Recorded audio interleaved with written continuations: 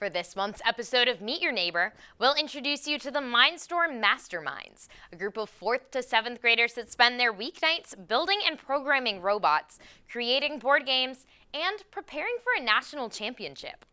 Rocio Snowdy has the story.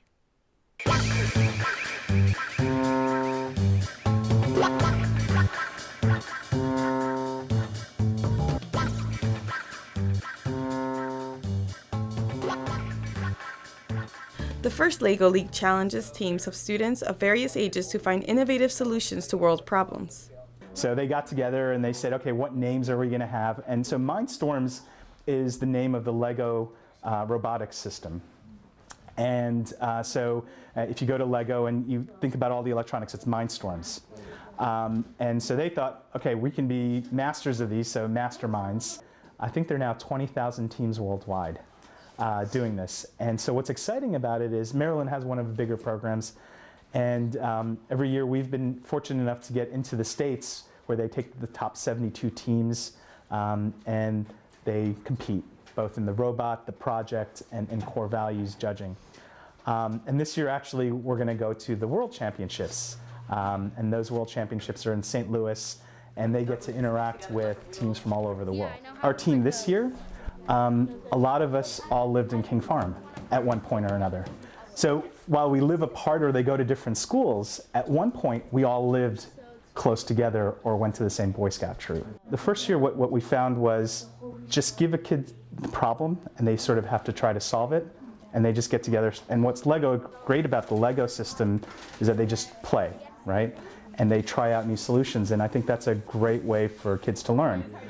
Being of different ages, while at times challenging, proved to be an excellent tool for the team, and we're soon able to learn from each other powerful tricks to create a successful unit. You may be contributing to the team in a creative way. You may be the person that is keeping the team motivated because you're always funny. I think the biggest challenge in coaching the team is bring all of them to the same level because they drive themselves to that same level. So this year, a couple of kids were interested in the stock market, and they said, how could we teach other people about the stock market? In fact, not other people, but maybe kids. So actually this prototype that you're looking at we've gotten it manufactured from thegamecrafter.com, which they actually manufacture prototypes.